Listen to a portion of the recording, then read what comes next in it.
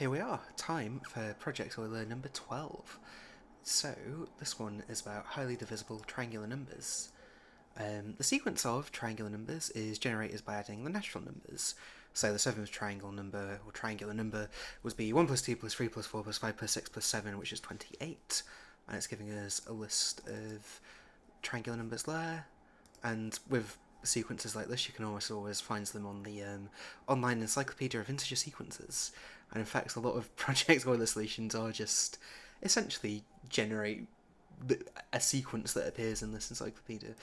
Anyway, what it wants us to do is, well, it's giving us a list of the first 7 triangular numbers and their factors, and we can see that 28 is the first triangular number to have over 5 divisors, because it's got 6 of them there. And then the question is, what is the value of the first triangular number to have over 500 divisors?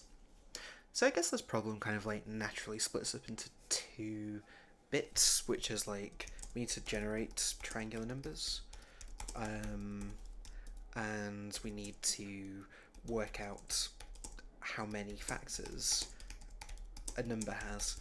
There might be a clever way to do this, where it's like, you can sort of filter down, oh, it's only triangular numbers that look like this, but work, but as usual, I think this will be doable via brute force. So let's maybe try and solve the easiest one of these first, just so we get somewhere, which I think is just generating the triangular numbers. So I think there's a couple of ways to do this. I think from the definition of triangular numbers, we can see that the nth triangular number is going to be the sort of n minus 1th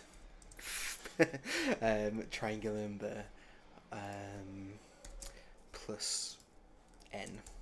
So there's a fairly nice little recurrent relation that we can use, and quite often what I like to do when we have this sort of thing is just use a classic function called iterator.iterate.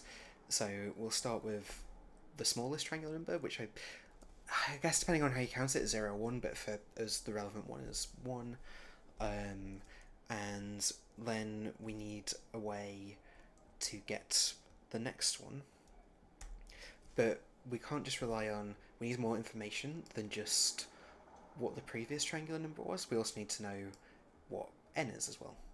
So what that's going to mean is that this iterator is going to have 2 things in it.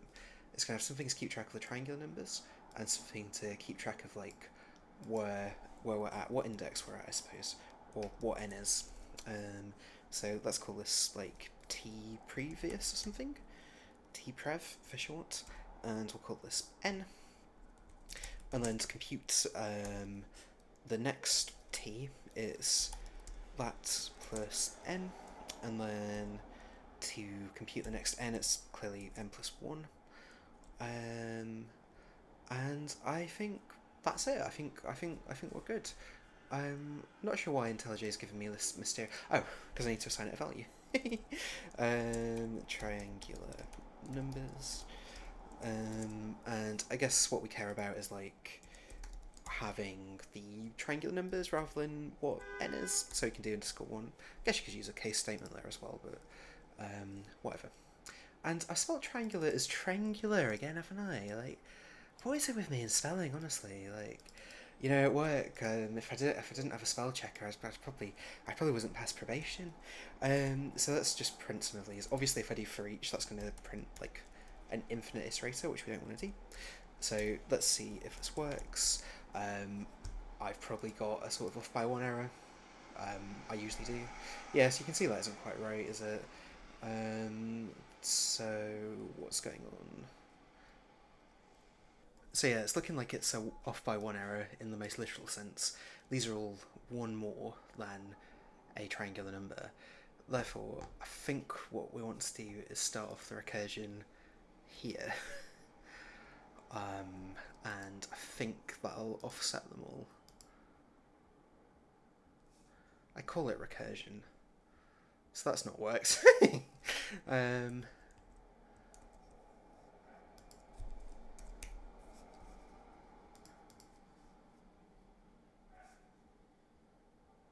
Okay, there we go. So I just needed to make sure that I was adding n plus 1 as well as updating this to n plus 1, which makes sense actually. So I think it's the actual relation is like that. Anyway, point is, we've got a way of generating these triangular numbers. Cool. Okay, so I think the other way to do this is a little trick from, I think it's been around for ages, but there's a famous story about like Gauss, the famous mathematician, and I think his teacher was like, oh, add up all of the numbers between 1 and 100, and he instantly just said the answer was 5050 because he was bright. But I think the way he worked it out is something like this. So he wrote down all of the numbers that he wanted to add up, or imagined writing them down rather, and then wrote them all down backwards like this. And he imagined adding these pairs of numbers, and they always add to 6. They always add up to 6 if you write them like this. And if you have n numbers, what this will add to is n plus 1. And you can, just imagine doing it with 6 numbers, and you will get sort of 7 instead. And then he noticed that there's like 5 numbers in total, or in general n numbers. So to get the total of these 2 rows, it's just n plus 1 times n, and because you're double counting because there's 2 rows, you want to be divided by 2. So in theory, that should also be a triangular number, and we can test this, right? So triangular of n, it needs to be a def, obviously, sorry. It's been a long day. N times n plus 1 over 2. And then if I just do sort of, I don't know, iterator dot from 1, map it over that function, like that. And if I then zip it with this other iterator here that I've already defined, we can see if these 2 really are equivalent, like this. So let's see. Yep, they are. So that's great. So there's two different ways of getting triangular numbers. Fantastic. And did I spell it wrong again? God, I really don't know. Yeah. Oh dear. I'm not learning from my mistakes today, am I? It was to get a count of the factors for a number, and I don't know how. I mean, a number with 500 factors sounds like it's going to be pretty big. We'll just do it with ints for now, but we might get an overflow error if we go too big, and if that happens, I can use a different type of number. Cool. So the naive way to do this is... Sorry, that's annoying me. Why is that red? My IntelliJ really doesn't like Scala 3 for some reason. Anyway, the naive way to do this, I think, is you start with all your numbers, so you sort of have your range from 1 to n plus 1, because ranges like excludes the last thing and all that, and you would just do a count of, does my number, if it's a factor, if it divides n exactly, right? The trouble with this is for large numbers, this is going to take ages and ages and ages. I don't know why I've done percentage 0. But, and we can try this on the first few factors, just to check that this function really does work, I suppose. So I think it was like, I think they only gave us maybe the first few triangular numbers, didn't they? So I need my triangular number iterator back, actually. But I'm just going to use the iterator version, just because it's like, an iterator is kind of what we want, right?